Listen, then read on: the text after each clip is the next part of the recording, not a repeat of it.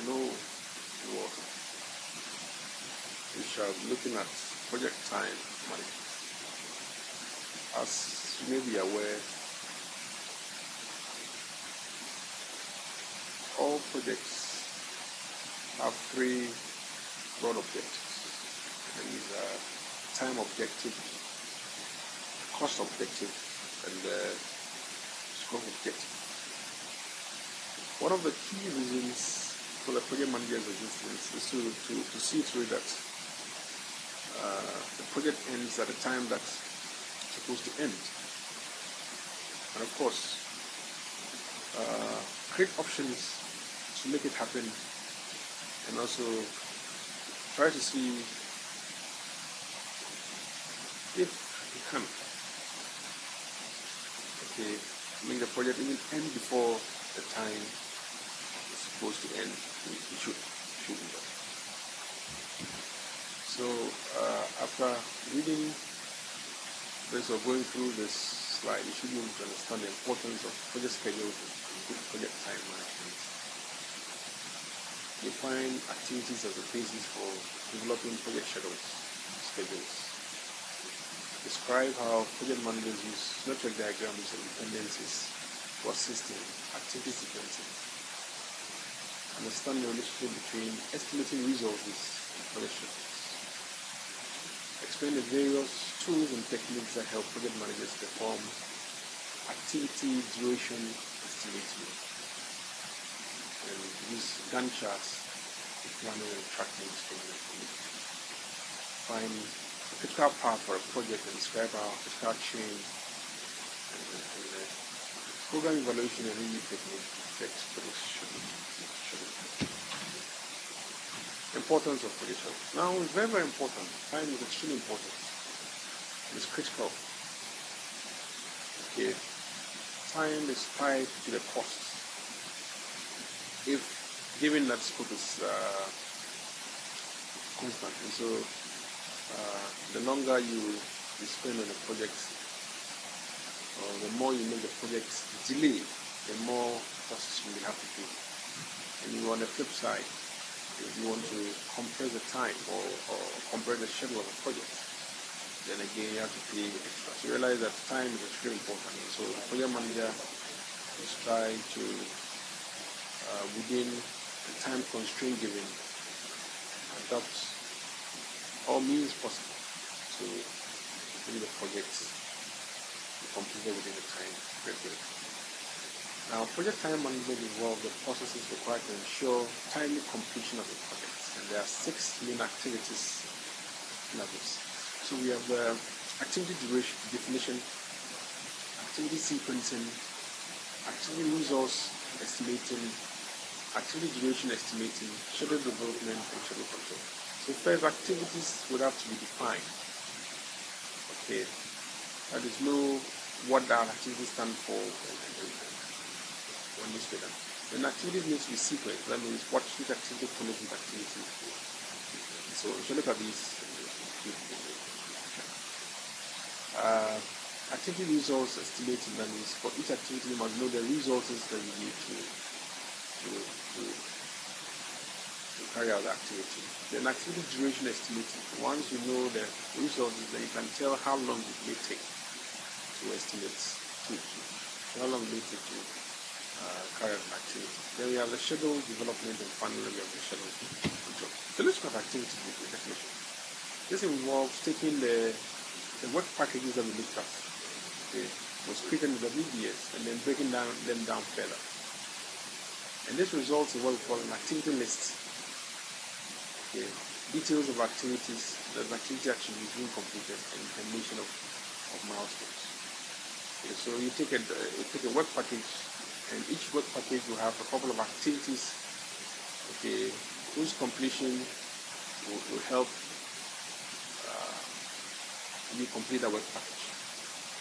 Then each activity will have attributes. And of course we have milestones being significant events that occur or that happen in the life of the project. Now, activity sequencing. Now, identifying and documenting relations among project activities is what activities we're thinking about. So we must identify and then try to find out the relationship between or relationship among the activities that make up a project. And activities are sequenced using logical relationships. Okay. Relationships that make logical sense. Now, there are three dependency or relationship. Okay, that relates to the sequence of project activities, and these are what we call the mandatory dependencies or hard logic. That means one activity must, for example, follow another activity. For that one, for such relationship, you can't do anything about. Okay, so that's what we call mandatory dependency. One activity must depend on another. Then we have a discretionary dependency or soft logic. Okay, and this is discretionary. That means it's not composed from mandatory. Then we have external dependency, and this will come from external, okay, out of the not within the project itself, but to the project environment, something out of the project environment, that's external dependency. And this could be external forces which one may not be able to control. Now, network diagrams are the preferred technique for showing activities. In fact, there are two main network diagramming methods, or there are two main network diagrams. We have what we call activity on arrow or arrow diagramming method. We have activity on node or precedence diagramming method. Now, the arrow diagram method is also called activity on arrow. And activities are usually represented by arrows, okay, and connected at points or nodes, okay, to illustrate the sequence of activities. Here's an example. So here we have the activities, the arrows. So if you take 1, 2, for example, 1 is an event, okay, 2 is also an event, and A is an activity. So A is what 1 means activity. A has a duration of 1 day. Now there are several conventions or several ways of showing activity on arrow. This is just one way. So here it's an interesting diagram, but you see that there are several activities that make up this project. And so this diagram tries to show you how the various activities, okay, depend on each other. So for example, you see here that event 1 signifies the start of the project, and here that means activities A, B, and C can start without depending on any activity to start. Then we get to event 2 that marks the end of activity A and the start of activity D. It means here that activity D depends on A, and A has to end before D can start. Then event 3 signifies the end of activity B if it takes 2 days, and also marks the start of activity E. It takes 5 days, and the start of activity F it takes 4 days. Now event 4 is on a node, represents the end of activity C if it takes 3 days, and the start of activity G takes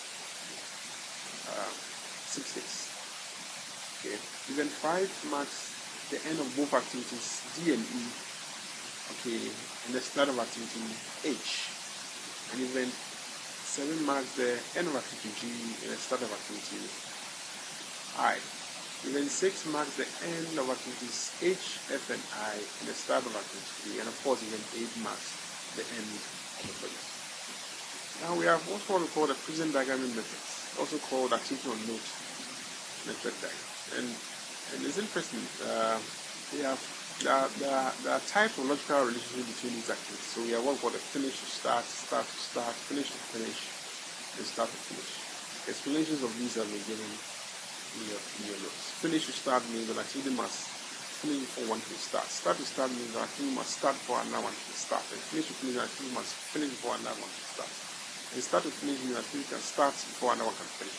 In fact, finish to start, start to start, and finish to finish are the most commonly used. Start to finish hardly used. And precedence diagram methods are used more often than activity on arrow methods. In fact, it takes many softwares to use precedence diagram methods.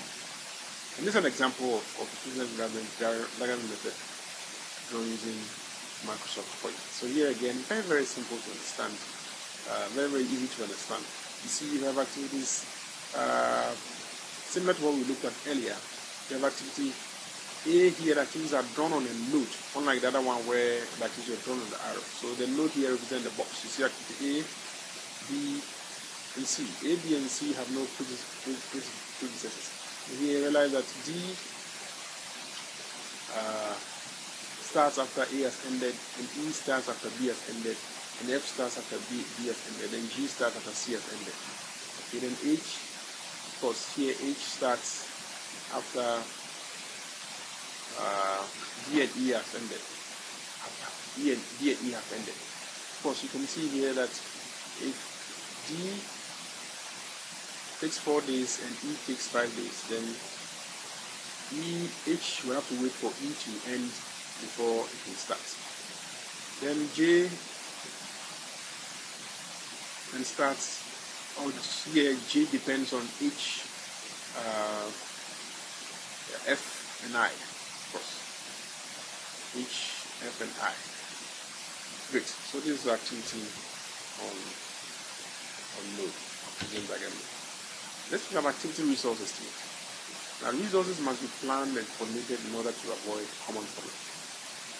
Okay, and important inputs, or what you need to do proper resource estimating, is that you need a project activity list, the list of activities that make up a project. You must also know the attributes of the activity, the characteristics of this activity. You must also have an idea of the resource calendar, the availability of resources. Okay, when a resource will be available and all those things. Then you must have an idea of enterprise environmental factors and of the organizational processes. These are important inputs to resource estimating. Of course, the output of resource estimating are that you're able to know the activity resource requirements, know the resource breakdown structure, and of course, if there are any updates you need to make on any project document, that should also be done at the end of the activity resource estimating. Now, activity duration estimate.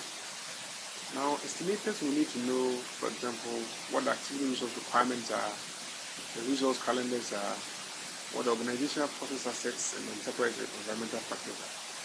And this will enable them properly and correctly with minimal margin of error estimate how long an activity or a project will take.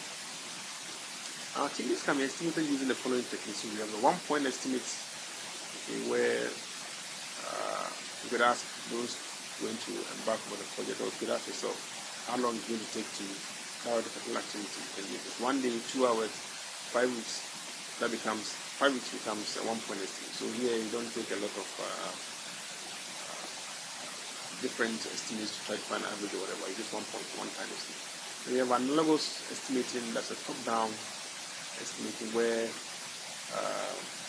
usually similar projects are looked at, and that helps in trying to estimate how long particular activities take. Then you have parametric estimating, and then 3-point estimates. Okay, 3-point. The 3-point estimates you should look at here. The PERT.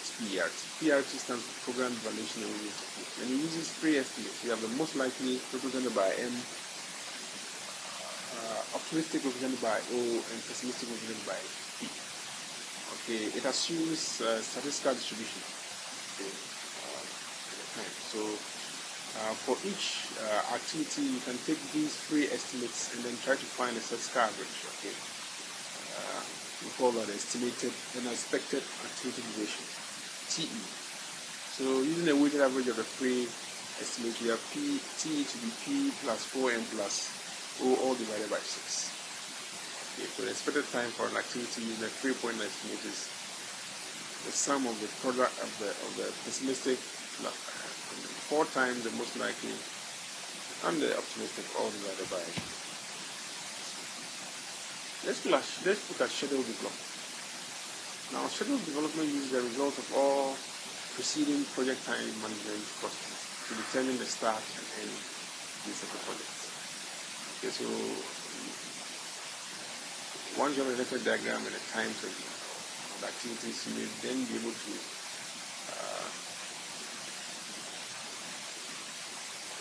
determine the start and end dates of the project. Now, schedule analysis can take the form of one or all of the flows. So you have the critical path method, you have the schedule compression, you have the what if scenario analysis, you have the resource leveling, and you have the critical chain method. And the goal of the schedule development is to create a realistic project schedule. Now you can take each one and look at it. So let's look at the critical path method. Very, very interesting. It includes determining what we call the longest path in the network, or what we call the critical path. The earliest and the latest an activity can start, and the earliest and latest can be completed. Okay. There's some basic concepts on the critical path method are the critical path, the total float, the free floats, and the project float. Okay. So critical path is the longest path in the network. Okay, or some put it as the shortest duration path through a network. Okay, that's the critical path. The total float is how long an activity, the start of an activity can be delayed without affecting subsequent activities or affecting the duration to the completion of the project or office. Then we have free floats and the project floats. Floats are extremely important. Float or slack depends on which text you use. Float or slack is extremely important in project management. Now, calculating the critical path involves adding the durations for all activities on each path in the network. So, for example, let's look at this diagram, earlier diagram. Here, there are paths to the network. The path is what you traverse when you move from the network, from the left to the right. To move on the network from the left to the right. So here, for example, there are several paths to this activity on our network. One path is path ADHJ. Another path is path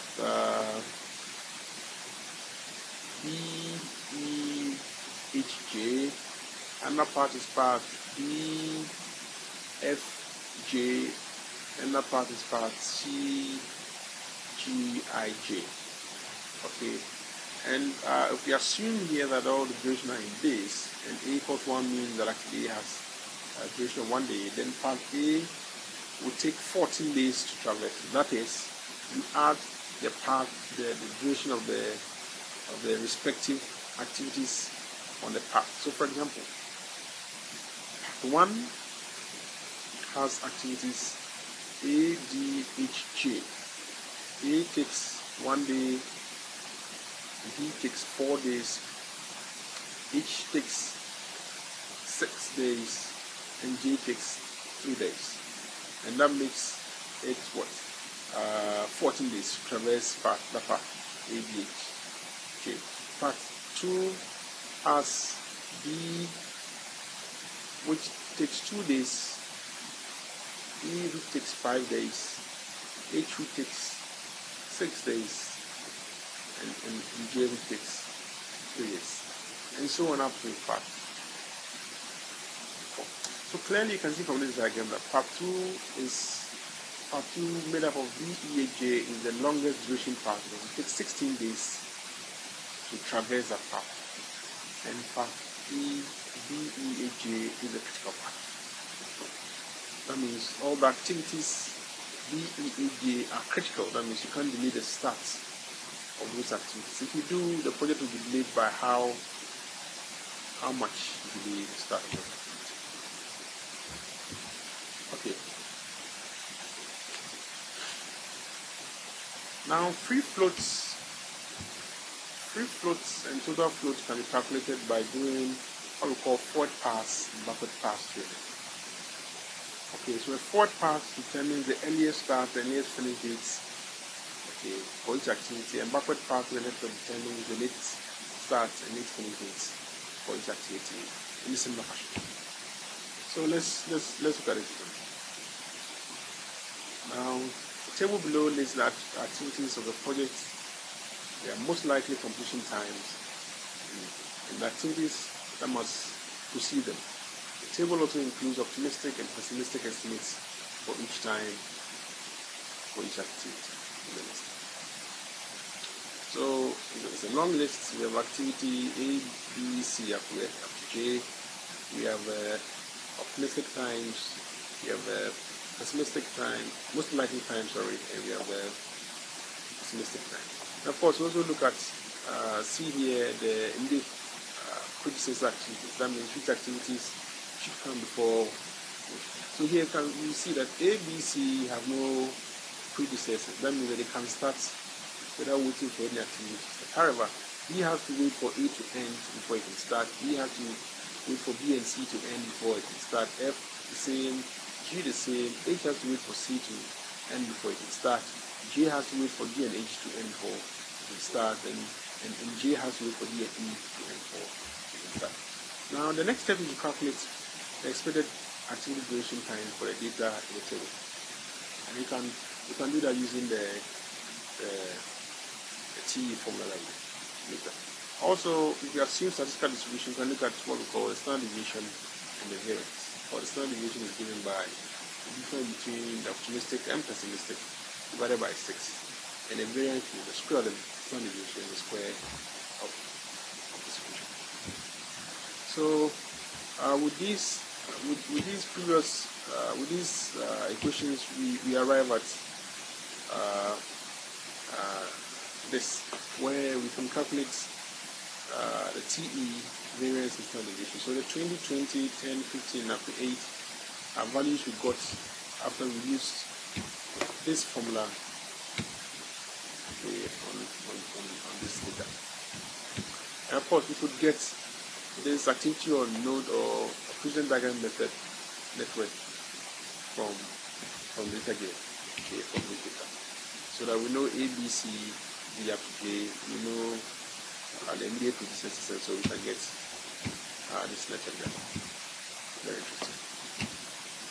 Now, if we want to do what we call a backward pass and a forward pass, and a backward pass to a network, this is how we go about it. Now, after making a forward pass and a backward pass to a network, the diagram shown below. Okay. Now I'll explain this. There's a legend here. Okay, we see here ES, EF, LS, LF. ES here means earliest starts. That means that is the earliest time an activity can start. Okay, and EF is the earliest finish, the earliest time an activity can finish. Now to get EF, you have to add ES to the duration of an activity to get the EF. Okay, so the earliest finish of an activity is the sum of the earliest start and the duration of an activity. The same way, LS is the latest start, that's the latest time you can start an activity, and LF is the latest time you can finish an activity. So LS, you can get LS by subtracting LF, by subtracting the duration of an activity from LF. So LF minus duration of an activity will give you the activity's LS. Now it's interesting what we have here. Now you see here A, B, C, D up to J. Wait, of course you remember this diagram came from the earlier diagram. 20,4 here is nothing but the 20 here representing the TE, or the expected duration of an activity, and the 4 is as you can see from here, the variances. You may not use the variances so much here. Great. So if you start with the forward pass, realize that the earliest, and here again we have a start here and end here. These are basically logical points. They don't really exist, but they help us to tie the two parts of our network. We could have drawn this without the start and the end anyway, but it just helps us do our time analysis with these. So if we start with starts, start has an earliest start of 0 because it's a reference point. Okay, it's 0. and start has a duration of 0, and so the earliest finish becomes 0. Okay, what I'm doing here basically is do what we call a backward pass. With a backward pass, I don't look down to look at the latest start, latest finish. I just look at the ones on top, which are the earliest start and earliest finish. Okay, now we move to activity A. Of course, activity A has an earliest start of 0. That means activity A doesn't have to wait for any activity, it can start from scratch. Okay, then activity A takes 20 days to complete. So you realize that the earliest finish becomes 0 plus 20, which is 20. If you go to activity B has an earliest start of 0 because again it has no predecessor, and then has an earliest finish of 20 because the duration is 20. Activity C has an earliest start of 0 and earliest finish of 10. Okay. Now when we take D depends on A, so A has to end before D can start. If you assume that D starts as soon as A ends, then D will also start on the 20th day, and because D has a duration of 15 plus 20 will give us 35. Great. When we come to E depends on B and C. Now B takes 20 days to finish, C takes 10 days to finish. So that means for E to start, B should have ended, because even when C ends, E will have to wait for B to end in 20 days before it can start. That means E, the earliest time E can start will be on the 20th day. Okay, and 20 plus 10 gives us 30. The duration of E is 10. Okay, now if we take F depends on B and C. Okay, and of course B and C has B having the biggest biggest EF. Okay, so F would have to wait for B to end and not for C, because C, when C ends, it still has to wait for B to end before F can start. That's why F has 20 here, and 20 plus 14 gives us 34. Okay, when you take G depends on B and C. Now again, C takes 10 days, B takes 20 days. So G can only wait for B to end before it can start. That's why it's 20. And 20 plus 4 gives us 24. Okay, if you take H depends only on C, and C ends in 10 days. So if you assume an earliest start for H, then H will end on the 10th day. H takes 11 days to finish, and so 11 plus 10 is 21. Great. Now when we go to I depends on G and H. Okay, so I hope you know that I can only start on the 24th day, because between 21 and 24 is bigger, and even when H has ended, we still have to wait for D to end on the 24th day before it can start. That's how come we have 24. 24 plus 18 gives us 40, gives us 42. Okay, then J depends on D and E. Okay, and D takes 25 days, okay, to end. That's the earliest finish for D. Of course, I hope you remember the 35 is a reference to the starts. Okay, and E takes 30 days to finish. So looking at both, you realize that J has no option but to wait for D to finish. That's why I can be 35 plus 8 is 43. Now we have J, F, and I as the last activities. And so realize that to end the project can only end after the 43rd day, because this is 34, this is 40, this is 43. So the project can only end in 43 days. And N is a logical point. As I said, it doesn't exist. It just use it to help you draw a diagram. And so 43 plus N is 0 is 43. Okay. So what we've done is to traverse the network diagram from left through to right, and that we call that the forward pass. Great. Let's look at the backward pass. With the backward pass, you have to traverse the network from right to left. And just as we did the forward pass without looking at the values down here, we also do the backward pass without looking at the values on top. Now again, if the project is supposed to end in 43 days, okay, and N has a duration of 0, then from our formula, LS is equal to LF minus duration. So 43 minus 0 is 43. That's how come the latest start for N is 43. Now let's go to I. You realize that I has a latest finish. Now the latest finish of I can only be 43. Because if it's not 43, then that means it's going to delay the latest start of end. And so it can only be 43. So 43 minus 18, which is the duration, gives us 25 for the latest start for I. Now again, when you look at this, realize that 43 is the latest finish for J. Because it can't be 42. If it's 42, it's going to delay the latest start of N. That's why it's 43. So 43 is the latest finish, for J. And 43 minus 8 gives us 35. Now when we go to H, now you realize that H is connected to the back. At the back of H is connected to I. You realize that H should have a latest finish of 25. Okay, and 25, because if it was 21 or whatever, of course, as I said, we did the top without looking at the down, so we're doing the down without looking at the top. So 25 should be the latest finish of H. Okay, and 25 minus 11 gives us 14. The same applies to G. Okay, you realize that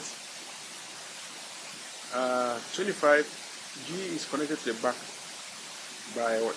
By I. So the latest finish for G can only be 25. If it's not 25, it's going to be the latest start of I. And 25 minus 4 gives us 21. We go to F. F is connected to N.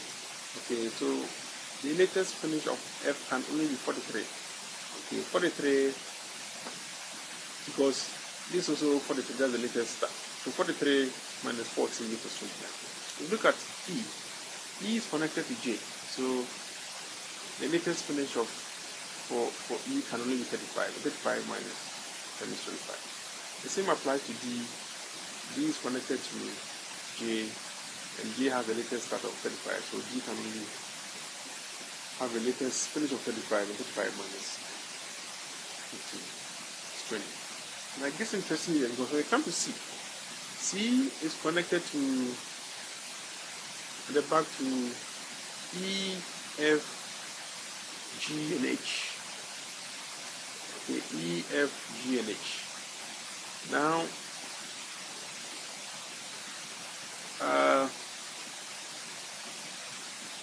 E has the latest finish of 25. F has the latest finish of 29. G has the latest finish of 21, and H has the latest finish of 14. So what do you think will be the latest start of H? I bet you were thinking about 25. No, it's not 25. It's 14. In this case, if C does not have a latest start of 14 but 25, that means it's going to be the latest. It's going to be the latest start of H, G, and even. Sorry, if C was supposed to have a latest finish of 29, which is the biggest here, then of course it's going to affect the latest start of H, the latest start of G, and even latest start of I. But if it's 14, the latest start of H can be 14, latest start of G can be 21, and so on and so forth. And so it's 14 minus 10, if the duration gives us 10. If you look at B, the same thing happens. Here, again, B is connected to the back by E, by F, and by G. And here again, you take the smallest, and it's 21, because it can be 29 or 25. And so we have 21 here. 21 minus 20 is 1. And here, if you look at this, A is only connected to D at the back. Okay, so 20, this comes 20, and 20 minus 0 is 20 minus 20 is 0.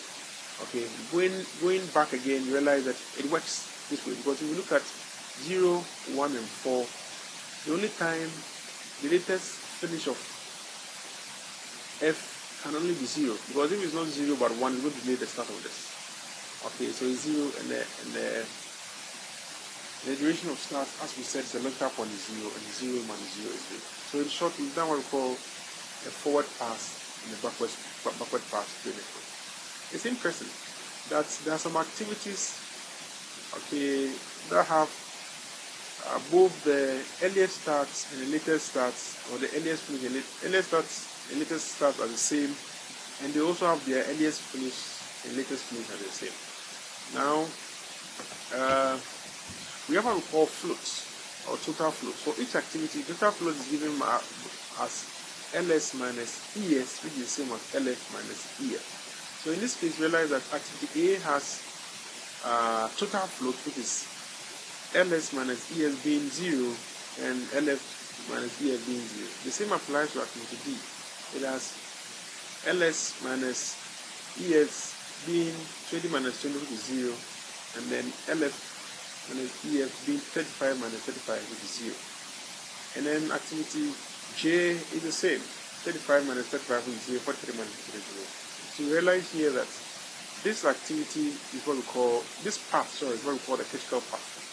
Okay, it's also the longest duration path. If you use the other approach, which is adding the times, okay, of the activities that make up this part, realize that it will still be 43, which is the longest duration path. Okay, so the floats of the activities on the critical path are 0, or the critical path can also be defined as activities as a path with activities with the least floats, or the path with activities with 0 floats. Okay, so here realize the float is 0, total float is 0, total float is 0, and that makes it the critical path. We also have for schedule compression.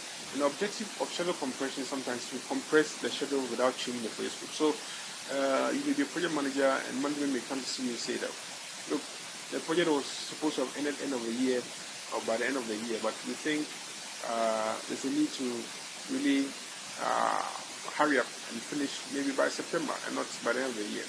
If you realize that there's a need to compress the schedule, okay, without changing the project scope. Of course, if you want to change the project scope, then you may not necessarily have to compress the schedule. But if you want to compress the schedule and maintain the project scope, then there are cost implications to it. And two techniques are used. You have what called fast tracking and caching.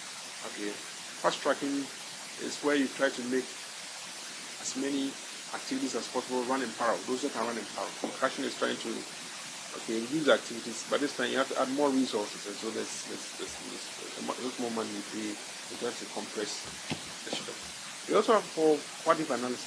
We also use in schedule development. Okay, what if analysis is analysis of the question, what if the situation represented by the scenario X happens, and it's performed using the schedule to compute the different scenarios. And the outcome of the what if analysis, scenario analysis, can be used to assess the feasibility of the project schedule under adverse conditions. We also have what we call resource leveling. Resource leveling. It's a technique applied to a schedule that has already been analyzed by the critical method, path method. And what you do with the resource leveling is trying to is used when shared or critical resources are only available at certain times, or are only available in limited quantities, or to keep resource usage at a constant level. We use for resource, then try to level the resources so that these constraints remain.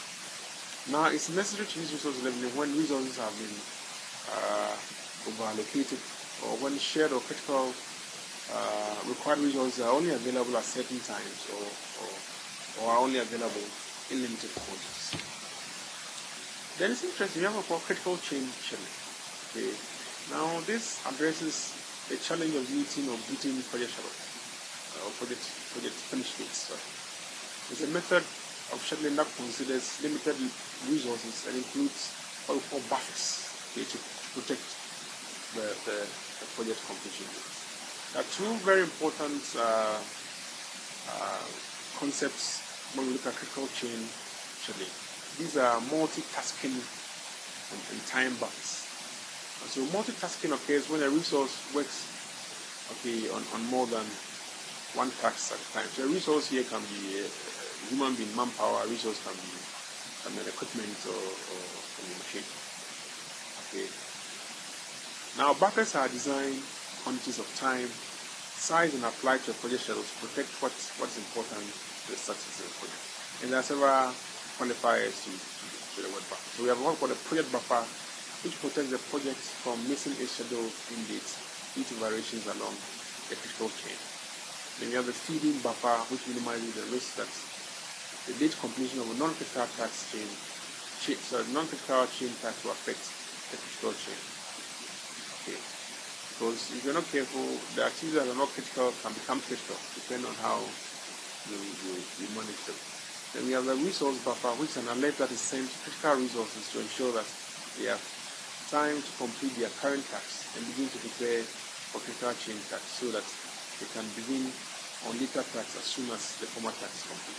That's the resource buffer. And we have the capacity buffer that places on-call resources that are available to avoid schedule delays due to unforeseen changes to the project. Now, the project schedule is a result of the schedule network analysis, mainly in the previous planning project. And there are several formats. Okay, a network diagram we have looked at is an example of a project schedule. We also have what we call milestone charts and a bar charts. It's popular among the bar charts, or bar charts are sometimes referred to as Gantt charts. Okay, the milestone charts are only identify the scheduled start or completion of major deliverables and key external items. So those are what the milestone charts do. They show out of the lot, the important or the major deliverables and key external items. The bar charts are charts which show activity start and end dates, so as well as their expected durations, and they are commonly referred to as Gantt chart. This is an example of a Gantt chart, and you can draw this using Microsoft Project or any project management software. Schedule control is concerned with determining the current status of the project schedule, influencing the factors that create schedule changes, determining that the project schedule has changed, and then managing the actual changes as they occur. Okay, as with all control processes, there should be something planned and something actual. So what control does, and this cuts across all aspects of this course. What the control does basically is to make sure that whatever is actually happening conforms to whatever is planned to happen. And if there are any deviations, you take action. So here, what the schedule control does is basically trying to determine the status of the schedule and trying to make sure that if there are any changes, those changes are managed. The tools and techniques that are used include performance reviews, where from time to time you have to review the performance to make sure that the schedule that's been planned is the same as what's actually happening. And then you can also use variance analysis to see if there are any variances. And project management and the software and scheduling tools will also help in schedule control. In summary, the main processes involved in time management include activity definition, activity sequencing, activity resource estimating, activity duration estimating, schedule development, and schedule control.